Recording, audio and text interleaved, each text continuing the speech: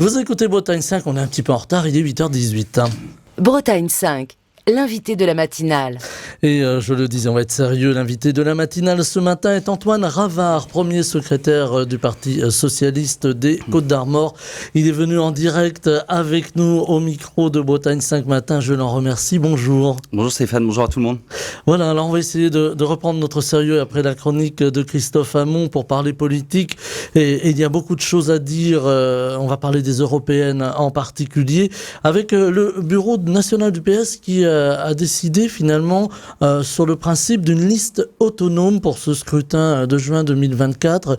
Est-ce que c'est la désunion de la gauche, si vous me permettez le terme ? Juste avant ça, je voudrais quand même réagir, si je peux me permettre, à la chronique, parce qu'elle était d'une part extrêmement drôle, mais il y a quand même un sujet qui moi, m'inquiète beaucoup sur ce sujet de l'essence, c'est-à-dire qu'on a un gouvernement aujourd'hui qui est dans l'incapacité d'agir et de prendre des décisions coercitives, on le voit bien, et en fait, on a un ministre de l'économie qui demande des ristournes aux entreprises qui produisent du pétrole, et finalement, elles refusent, et derrière, rien ne se passe. Donc en fait, on donne l'impression que le politique est absolument impuissant et que les multinationales qui produisent le pétrole font finalement ce qu'elles veulent. Donc je trouve que la chronique, en plus de l'humour, avait un sens politique extrêmement fort et extrêmement inquiétant aujourd'hui quand on voit la hausse du prix de l'essence. Pour vous répondre sur l'union de la gauche, il n'y a pas de désunion de la gauche, il faut bien comprendre que tout d'abord, d'autres partis de gauche, les écologistes, le Parti communiste, avaient déjà de leur côté acté la nécessité pour eux de faire une liste commune. Moi, je veux dire plusieurs choses. D'une part, l'union de la gauche, elle existe à plusieurs échelles. Elle existe à l'Assemblée nationale, au sein de la NUPES. Les députés continuent de travailler ensemble. Elle existe dans différentes collectivités, ici au Conseil départemental des Côtes-d'Armor, par exemple. Mais il faut bien comprendre que les élections européennes, c'est un scrutin proportionnel. Que pour la première fois depuis longtemps, le Parlement européen peut passer à gauche l'année prochaine, en 2024, et ça, je tiens à ce que tout le monde le retienne, il y a actuellement que 14 sièges d'écart entre le premier groupe de droite et le Parti Socialiste Européen à Bruxelles. 14 sur 710, donc vous voyez que c'est extrêmement faible. Et on voit bien que toutes les études le montrent, et l'histoire l'a montré aussi dans les élections précédentes, que la gauche aura davantage d'élus avec plusieurs listes qu'avec une seule liste. Donc moi, je ne voulais pas que ces élections européennes, et c'est la ligne du Parti Socialiste, ces élections européennes, c'est pas un marchepied pour celles et ceux qui ont envie d'être candidats à l'élection présidentielle de 2027. C'est pas là pour les renforcer.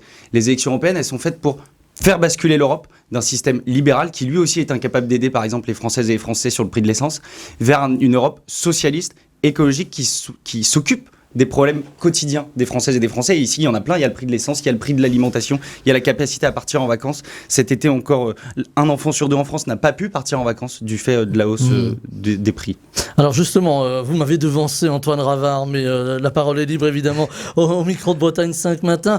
L'inflation aujourd'hui, c'est une inquiétude, et l'électricité en particulier. On en parle beaucoup sur cette antenne. C'est une question que je pose souvent aux invités. Est-ce qu'il faut sortir du marché européen d'électricité? Est-ce qu'il faut avoir une forme de protectionnisme pour refaire, en tout cas pour avoir la maîtrise des coûts de l'énergie, des coûts de l'électricité? Moi, je ne crois pas que ce soit nécessaire forcément de reculer systématiquement vis-à-vis de l'Europe. Ce qui est possible, c'est de transformer l'Europe. Si à chaque fois que l'Europe fait quelque chose qui ne nous va pas, on nous dit qu'il faut en sortir, on entretiendrait nous-mêmes la fable que l'Europe serait une... l'électricité, oui, bien sûr. Mais évidemment que nous sommes pour une reprise de souveraineté sur les marchés des biens communs et des biens essentiels, c'est-à-dire arrêter la mise en concurrence de l'électricité, limiter la mise en concurrence de l'eau, qui a existé aussi pour certaines années. On avait conduit à privatiser les régies publiques. Je rappelle qu'à l'époque, l'Allemagne avait refusé. Ils avaient donc fait une désobéissance au traité. Et j'emprunte volontairement ce gros mot pour certains. Et aujourd'hui, tous les pays se tournent vers l'Allemagne pour leur dire comment vous aviez fait finalement, parce qu'on aimerait tous refaire la même chose maintenant qu'on se rend bien compte qu'on a des pénuries d'eau qui démarrent et qui vont s'aggraver dans les décennies qui viennent. Donc oui, sur le marché de l'électricité, la priorité ne doit pas être la concurrence pour le rendement économique. La priorité est de garantir un accès à chaque Française, à chaque Français, à l'électricité à un prix abordable. Il faut à un moment, justement, Antoine Ravard, penser aux plus précaires. Ils sont nombreux. On va en parler de cette précarité galopante. On a vu les difficultés des associations, et pas des moindres, les restaurants du cœur, les restos du cœur qui ont eu beaucoup de difficultés. Bon, les aides sont arrivées, mais à boucler pour pouvoir essayer de satisfaire le plus grand nombre de bénéficiaires. Cette précarité, elle peut être endiguée si on fait baisser les prix de première nécessité, ce qui permet de manger, de vivre. On parlait également notamment de carburant tout à l'heure. Est-ce qu'il y a une urgence? Est-ce qu'il faut faire quelque chose d'important, comme par exemple supprimer ou baisser la TVA sur les produits de première nécessité? Est-ce que ça peut être une mesure de gauche, ça, par exemple? On peut effectivement baisser la TVA sur les produits de première nécessité. Elle est déjà plus faible que sur les autres produits puisqu'elle est à 5,5%. Rappelez que la TVA est effectivement l'impôt le plus inégalitaire en France, puisque tout le monde paye le même taux finalement. Et en vérité, ça aboutit à ce que les personnes qui ont les salaires les plus faibles payent une part de TVA par rapport à leur salaire qui est extrêmement conséquente. Donc ça, c'est une possibilité. L'autre possibilité, c'est d'agir sur celles et ceux qui ont augmenté leur marge. Moi, je veux cibler personne, mais il y a certaines industries agroalimentaires, certaines plateformes de grande distribution qui profitent de la hausse des coûts pour augmenter leur marge. Et puis, il y a aussi un sujet qui est extrêmement européen. Nous, on veut s'y attaquer avec le Parti socialiste. C'est un peu plus abstrait, mais je tiens à le dire, parce qu'il n'y a pas forcément de solution de facilité. Il faut s'attaquer à ceux qui spéculent sur les prix alimentaires, notamment du blé, sur les marchés internationaux, parce qu'il faut savoir qu'aujourd'hui, quand vous avez du mal à acheter des pâtes ou de l'huile d'olive à la fin du mois, et ben pendant ce temps-là, il y en a certains qui sont occupés à spéculer pour se remplir les poches. Moi, ces gens-là, c'est simple, je les appelle des profiteurs de guerre, parce que l'augmentation du prix de l'alimentaire est notamment due à une guerre en Ukraine. Ceux qui profitent de la guerre pour se remplir les poches sont des profiteurs de guerre, il faut le dire. Donc là, il faut sévir à différents niveaux.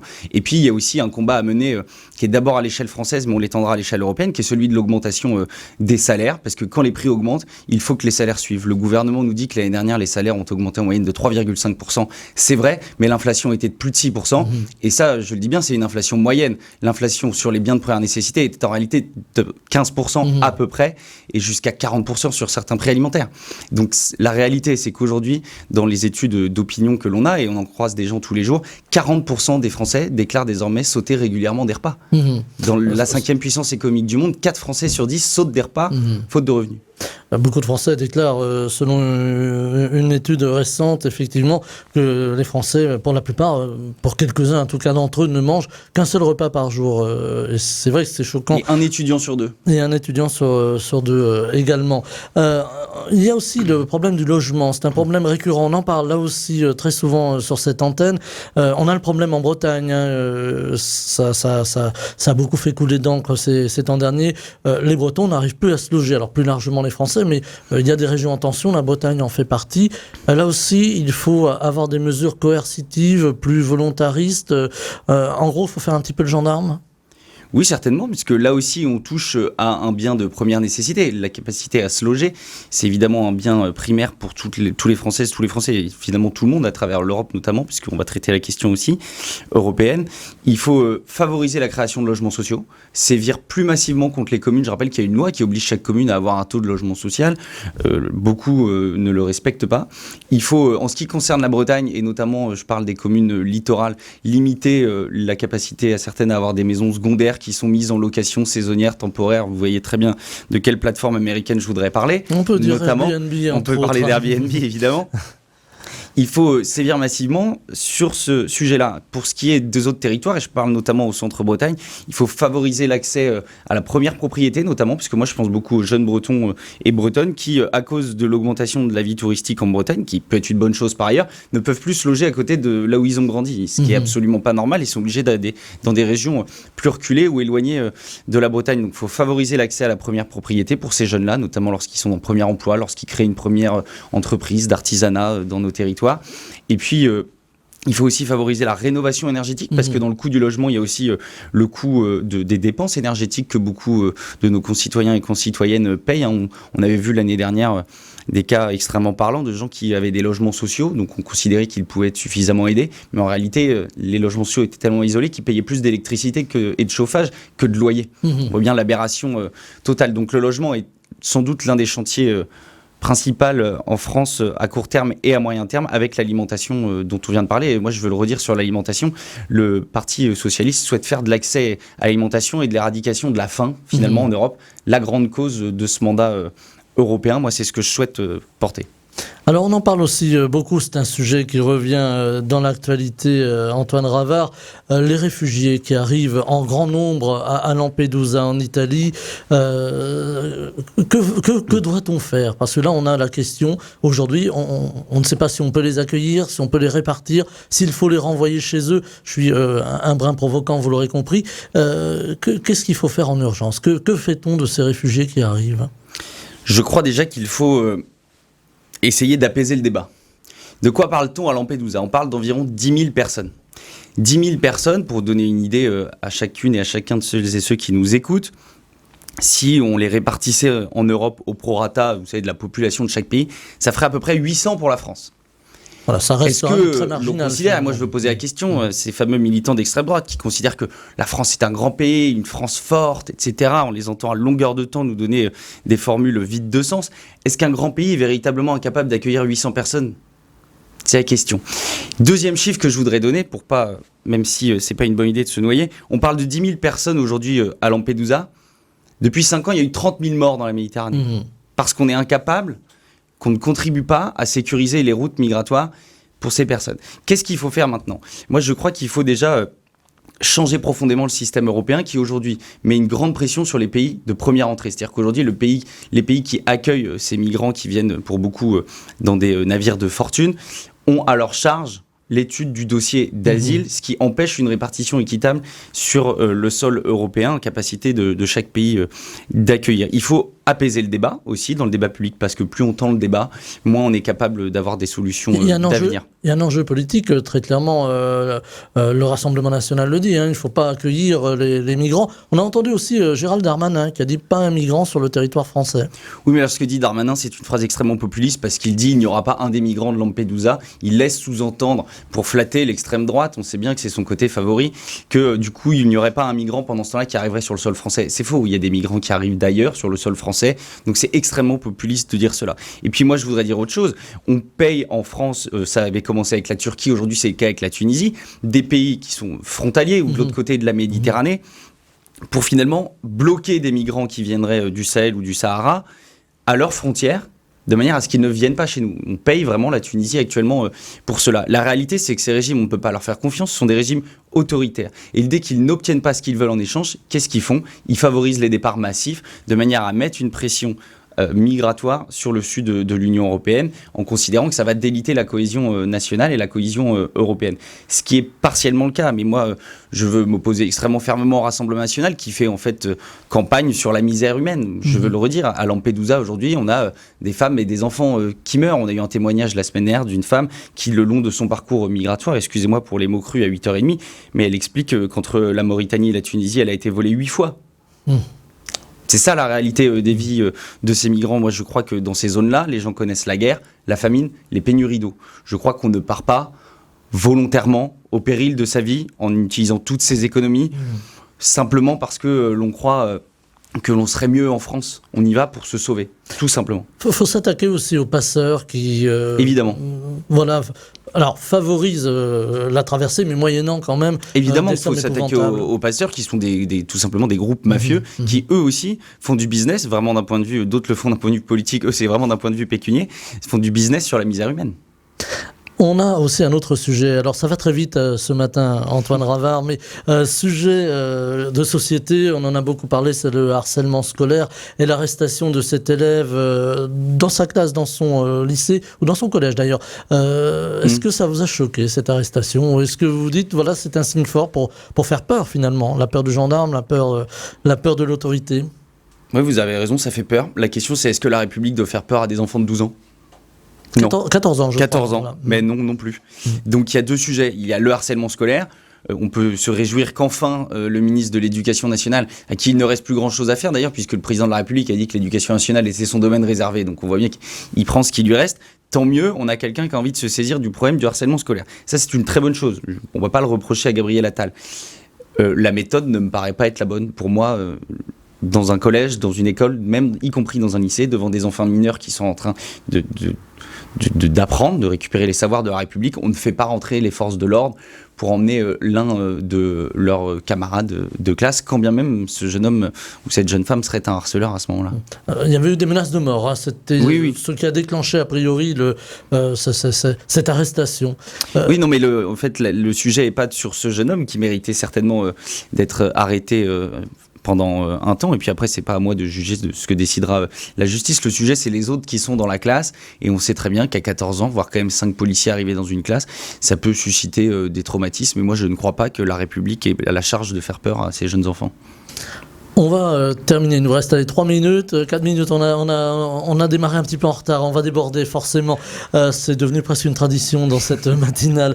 Antoine Ravard, on parlait tout à l'heure des élections européennes, on parlait aussi peu ou prou du climat politique. Aujourd'hui en France, vous avez parlé du Rassemblement national, qui draine beaucoup de jeunes qui viennent rejoindre les rangs du Rassemblement national. Est-ce que pour vous, il y a un changement de paradigme dans la politique française, en tout cas dans le paysage politique ? Je crois qu'il y a une augmentation continue de l'extrême droite depuis maintenant une vingtaine d'années. Je crois que moi, j'essaye de me préoccuper plutôt des idées que j'incarne et que je veux porter, plutôt que de celles de l'extrême droite qui ne m'intéressent pas. Mon objectif, c'est de lutter contre leurs mensonges. Parce que c'est bien cela, la réalité. C'est des propositions populistes. On l'a vu, le zéro migrant. Je dois rappeler que Marine Le Pen est alliée de l'extrême droite italienne qui est actuellement au pouvoir, qui est arrivée au pouvoir parce qu'elle a dit la même chose, il n'y aurait plus un migrant. Aujourd'hui, on voit ce qui se passe à Lampedusa. Et finalement, la première ministre italienne, qu'est-ce qu'elle a fait ? Elle a appelé à la rescousse la Commission européenne. Parce qu'on se rend bien compte que ces solutions populistes qui sont avancées comme ça pendant les campagnes électorales par le camp de l'extrême droite partout en Europe sont absolument inopérantes. Moi, je voudrais dire aux jeunes qui nous écoutent, je voudrais les forcer à lire le programme du Front National, parce que le sujet principal aujourd'hui pour les Français, c'est l'inflation, la capacité à se loger, la capacité à manger. À chaque fois qu'on a fait des propositions à l'Assemblée nationale pour augmenter le SMIC, pour sacraliser un repas quotidien à 1 euro au Crous pour les étudiants, dont je le disais, 1 sur 2 ne mange qu'une fois par jour aujourd'hui, le Front National a voté contre. Pourquoi ? Parce que le Front National ne défend aucunement les Françaises et les Français de ce pays qui ont des difficultés, il ne défend aucunement les travailleuses et les travailleurs en refusant systématiquement d'augmenter les salaires et le SMIC et de travailler à l'amélioration de leurs conditions de travail. Et enfin, je rappelle aussi qu'on n'a pas vu l'extrême droite dans la lutte contre la réforme des retraites de l'année dernière où la gauche était en première ligne, notamment le Parti Socialiste. Alors on reproche à la gauche d'avoir perdu l'électorat, alors populaire, je ne sais pas si on peut employer ce terme, en tout cas l'électorat social, les ouvriers, les petits comme l'on dit, et là il n'y a aucune notion péjorative dans ma bouche, est-ce qu'il va falloir reconquérir cet électorat ? Bien sûr, déjà, c'est le principe même de la politique que de vouloir reconquérir les électorats. Et moi, je me méfie de ceux qui, à gauche, nous disent qu'il ne faut pas parler aux électeurs de Marine Le Pen. Je trouve ça totalement aberrant. Il faut absolument que l'on arrive à parler à cette France populaire, qu'elle soit dans les quartiers, mais ça nous concerne moins ici, et la France populaire rurale notamment, qui effectivement voit aujourd'hui dans la gauche parfois le camp de celles et ceux qui les enferment, qui créent des règles à outrance, qui les limitent, qui donnent des leçons sur leur mode de vie. Donc moi je veux ici tourner la page de cette gauche et montrer que la gauche, avec le Parti Socialiste en tête en Côte d'Armor, peut être une gauche rurale, une gauche qui comprend le quotidien des Français, qui comprend la fierté pour eux d'aller travailler, mais la nécessité d'être mieux rémunérés pour aller travailler, qui comprend qu'ils ont une nécessité de se déplacer, et donc qu'on doit les accompagner, mais qu'on doit pas, dans une transition, mais qu'on doit pas faire des oukases sur la voiture, parce que ici, quand on habite ici, moi j'ai grandi à Quessoy, si on n'a pas de voiture, on peut pas travailler, tout bêtement, on peut pas étudier non plus, et donc il faut qu'on arrive à réadapter un discours auprès de ces personnes, sans renier nos convictions, mais en réfléchissant davantage, éviter les oukases, les interdits, et finalement aller dans l'accompagnement et expliquer que le mode de vie des territoires ruraux est extrêmement bien compris par la gauche et que c'est toujours nous qui avons fait avancer les conditions de vie de ces personnes, et il faut que ça continue. Alors j'ai une auditrice qui nous a envoyé un petit mot tout à l'heure avant la matinale et qui nous a dit souvent les femmes, les hommes politiques qui viennent à votre micro, vous leur parlez jamais du monde d'après. Voilà, parce que le monde est en train de changer, l'intelligence artificielle arrive, et alors je vais faire l'interprète de cette auditrice qui nous écoute du côté de Brest précisément. Aujourd'hui, à l'époque de l'intelligence artificielle, est-ce qu'il va falloir penser politiquement la suite, l'avenir ? Comment appréhender ces nouvelles technologies ? Comment appréhender le monde du travail qui ne sera pas le même dans 10, 15, 20 ans que celui d'aujourd'hui ? En gros, comment penser à long terme ? Évidemment qu'il faut le penser. Moi, j'ai pas forcément la réponse à toutes les questions parce qu'il y a beaucoup de spécialistes qui doivent accompagner les décideurs. Mais pour répondre sur le principe, évidemment qu'il faut penser ce monde. C'est le propre de la vie politique, normalement, et de celles et ceux qui s'engagent, que de penser l'avenir. Aujourd'hui, la politique souffre justement d'avoir beaucoup trop de gestionnaires, parfois dans les collectivités, parfois au gouvernement, qui se contentent de gérer les affaires courantes. On peut en revenir à Bruno Le Maire. Prix de l'essence augmente. Je demande au patron de Total. Il refuse, dommage. Et ça s'arrête là. Non, il faut penser l'avenir, et je dirais même un peu plus loin, il faut rêver en politique. Moi, je souhaite que l'on soit en capacité, dans un pays aujourd'hui où on est beaucoup trop fracturé sur tout un tas de sujets, que l'on s'apaise et qu'on soit en capacité de rêver l'avenir de la France et de l'Europe que l'on souhaite. Et le rêve n'est pas un grand mot en politique. Et je m'arrêterai là-dessus. Je disais tout à l'heure que je voulais qu'en Europe, on éradique la faim. Certains, quand je dis ça, me disent « vous rêvez ». Mais moi, je rappelle, quand on a créé l'Union européenne, quand ils ont créé l'Union européenne, moi, je n'étais pas là, c'était pour éradiquer la guerre. On leur a dit que c'était des rêveurs, que les peuples européens se foutaient sur la gueule, excusez-moi l'expression, depuis des siècles et que ça continuerait ainsi. Mais ils ont gagné. Donc la politique, c'est évidemment du rêve pour construire le monde que les Françaises et les Français veulent dans 20 ans, dans 30 ans. Et puis après, on se retrousse les manches et on le fait. Et la gestion ne vient qu'après, en fonction des idées que l'on souhaite mettre en place. On va terminer sur la politique un peu politicienne. J'ai commencé en parlant de la désunion de la gauche, pardonnez-moi le terme peut-être un peu rude. On a vu Fabien Roussel très chahuté à la fête de l'humanité. On a entendu des propos à son endroit, propos qui continuent d'ailleurs depuis cette fête de l'humanité sur les réseaux. Est-ce que c'est un mauvais signal qui est envoyé de la part de la gauche ? C'est sans doute un mauvais signal qui est envoyé malheureusement de la part de 2 ou 3 individus politiques, mais qui effectivement certainement rejaillit sur toute la gauche. Moi, j'ai eu l'occasion de prendre la défense publiquement avec le Parti socialiste des Côtes-d'Armor de Fabien Roussel, qui a été accusé d'être un fasciste collabo hier par des députés de la France Insoumise. Et moi, j'appelle les députés de la France Insoumise à se ressaisir extrêmement vite, parce que d'une part, la gauche n'a pas intérêt à se critiquer publiquement. Elle peut discuter, elle peut travailler, il y a plusieurs sensibilités. Et d'autre part, dans un premier temps, il y avait des critiques. Là, des insultes, puisqu'il a été comparé à Jacques Doriot notamment, donc, qui est un ancien communiste devenu collabo pendant la Seconde Guerre mondiale. Là, c'est absolument inacceptable en fait. Je crois que c'est leur parti, si tant est qu'il y a bien une organisation partisane à la France Insoumise, doit sanctionner la députée qui a dit ça de manière forte et immédiate, parce qu'on ne peut pas s'accuser comme ça à gauche, notamment encore plus, j'ai envie de dire, le parti des 75 000 fusillés qu'est le Parti communiste. Est-ce que ça va être facile de retravailler avec LFI dans ce climat ? Vous savez, l'union de la gauche, je vous l'ai dit, elle a plusieurs échelles. Avec la France Insoumise, ils sont inclus à l'Assemblée nationale. Moi, je ne suis pas à l'Assemblée nationale. Ici, par exemple, on a une union de la gauche au Conseil départemental dans laquelle n'est pas la France Insoumise. Donc moi, je le dis, le camp de la gauche, il est très large. Il va des électeurs de Jean-Luc Mélenchon jusqu'aux amis de Bernard Cazeneuve et d'autres. Et la gauche ne gagnera qu'en 2027. Elle ne sera une alternative qu'au duel qu'on essaye encore une fois de nous imposer entre les libéraux et l'extrême droite, qu'à condition qu'elle se rassemble. Le Parti socialiste a vocation à porter ce rassemblement parce qu'il a une position centrale dans la gauche, il l'a toujours eu, et il est capable de parler avec tout le monde. Et pour ça, il faut que chacun commence par s'apaiser et n'ait qu'une seule priorité à l'occasion de ces élections européennes, pour en revenir au sujet politique du moment, qui est de s'occuper des Françaises et des Français et de leur quotidien. Moi, je veux que l'Europe, que beaucoup jugent comme étant éloignée, imposant des règles depuis Bruxelles, s'occupe enfin de notre quotidien, de nos déplacements, notre logement, notre alimentation.